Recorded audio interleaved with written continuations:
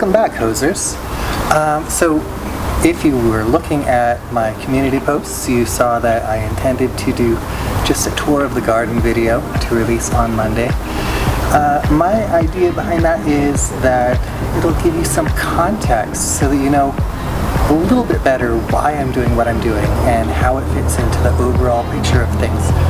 So let's start with this big wooden post right here that has my hose reel stuck to it.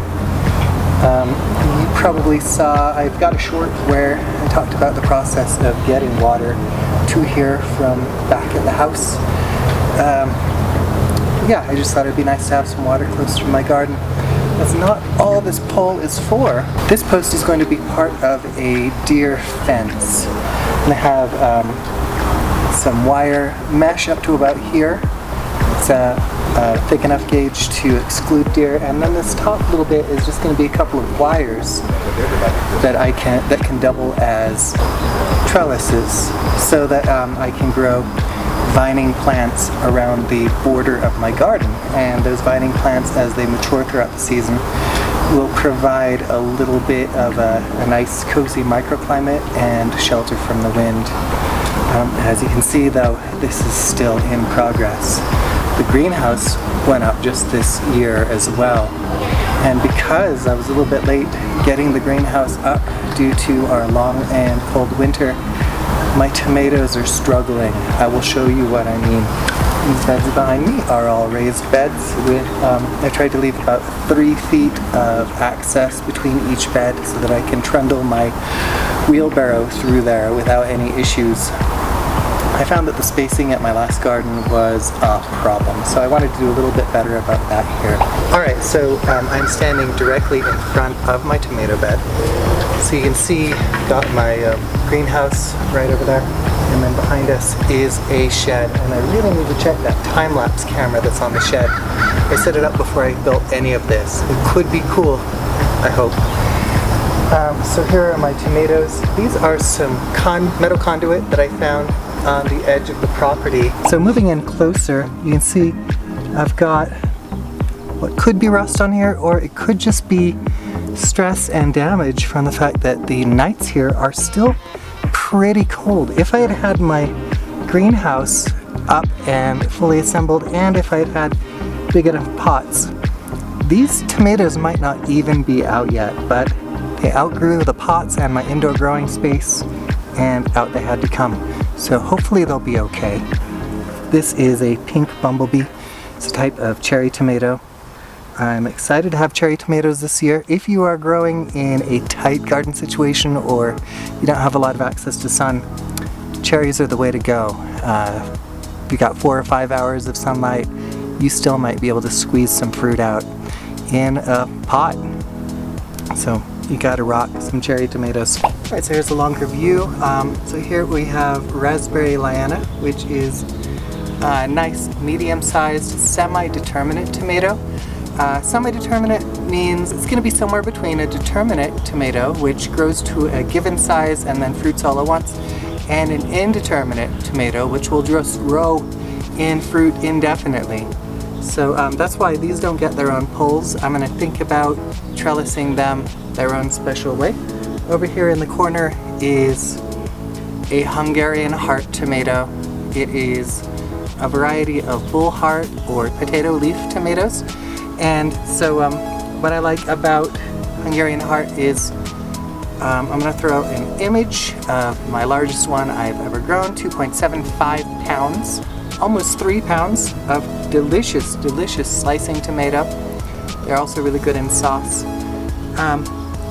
And this is all just, so this top layer is potting soil, but not deep beneath it is, well, that feels like it goes all the way down. Where's the regular soil? Oh, so right around here I hit the clay. And I could incorporate it, but I feel like it's more effective if I just leave it like this. Oh, now I've got dirty fingers for the rest of the video.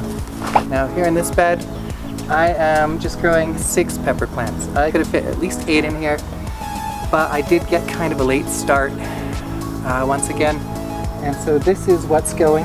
I've got a couple of jalapenos, a couple of serranos, and a couple of red bell peppers, just to see how they all do. These two beds that I've shown you are the only beds I have planted so far. In fact, this might be all I do in terms of summer crops in my garden, and the other beds may have to wait to come into their own until I start planting for the fall. And we're gonna have a lot of fun with that, because there are a lot of crops that I quite enjoy growing that mature into the fall. Now we're looking back to the other side of the garden, past all the raised beds. You may or may not be able to see the spigot that I'm going to be running a drip irrigation system down from. So that is where my water share water comes onto my property. I'm going to be installing a timer, a delivery line down to the beds, and then drip tape in each bed. That's going to have to be a whole video, or possibly a couple, depending on how long it takes or your attention span, whichever breaks first. Now this has got to be my favorite ornamental plant that I'm going to have to relocate. It is right in the middle of what I intend to be one of my garden paths. I didn't spot it when I was planning everything out because I planned it in the winter. So this is a peony or a peony, depending on how they say it, where you are. I love the color. The fragrance is exquisite. I am not going to kill this plant. Then over here, I don't know if you can see, I've got some delightful hostas that I'm going to be digging up and replanting as well, just out beyond the bed.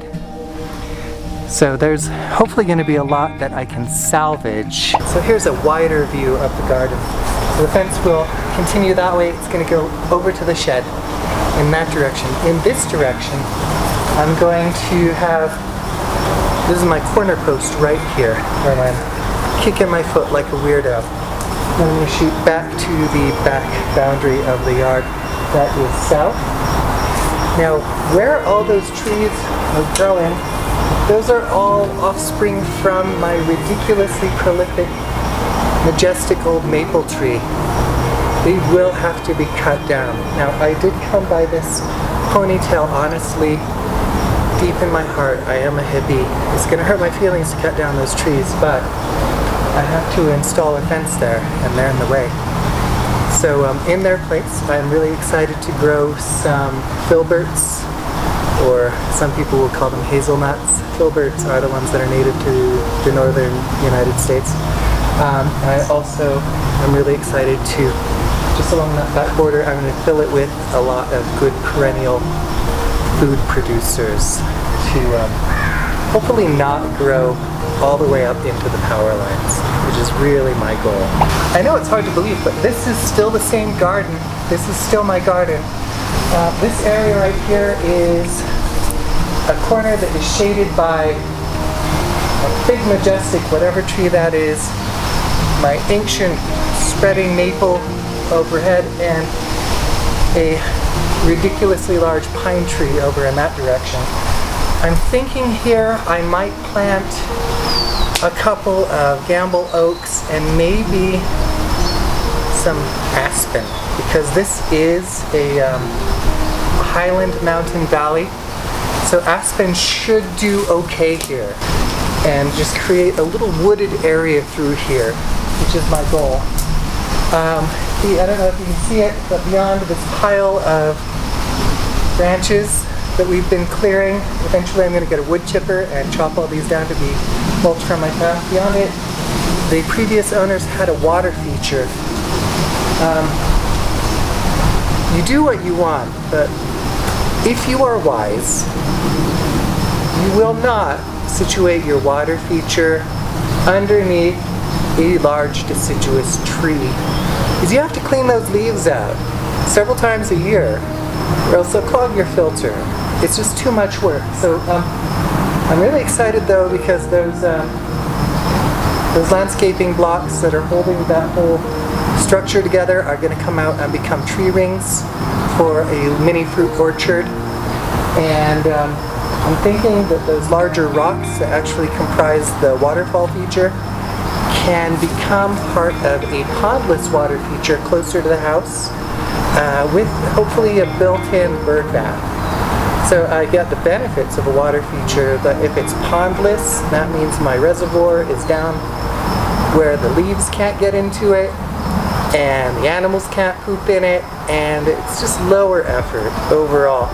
So I'm really excited to do that, and I'm excited to make this into a wilder place than it is now. Because when I was a kid, I always liked the wild corners that people didn't landscape in their garden, and I'm really excited to let this grass grow tall and put in some shade-loving perennial flowers, maybe some digitalis and some bleeding hearts, and just make it a wood right here.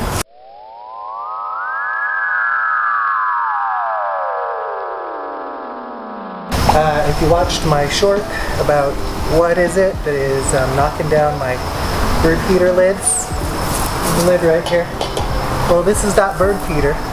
The squirrel was in the maple tree, the deer were standing right here, and there's part of my house.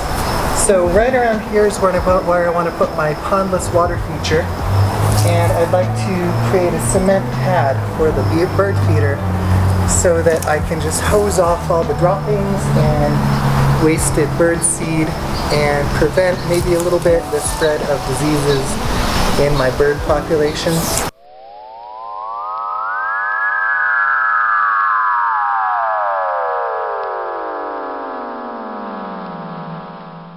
So right here, I'm going to build some paths to increase navigability and my desire to move through the garden. I don't know if you saw, I've got some piles of bricks over there, and I'm going to have a mini orchard through this space. So dwarf rootstock fruit trees that are all hardy down to zone 6 ideally. I'm also getting an avocado tree, but that's not going to live here. They can't handle our winter. We'll talk about that later. Now we're wrapping up back here at the greenhouse, so we've kind of done a full circle around my back garden space. This right here, I want to build a grape arbor. I think it'd be really nice. I'm going to have to go a little taller than those poles are, or I'm going to bump my head. I think I'd also like to grow some sort of shrubbery on the west side of the greenhouse to block sunlight. My wife says lilacs, and I don't see any good reason why not. So here is some more raised bed / potting soil. Mostly I am using clay from my property, amended with heavy amounts of organic matter. But I do like to throw this stuff on top, and I've got some pots to fill so that I can transplant, well, a peony and some hostas and some irises out of the way.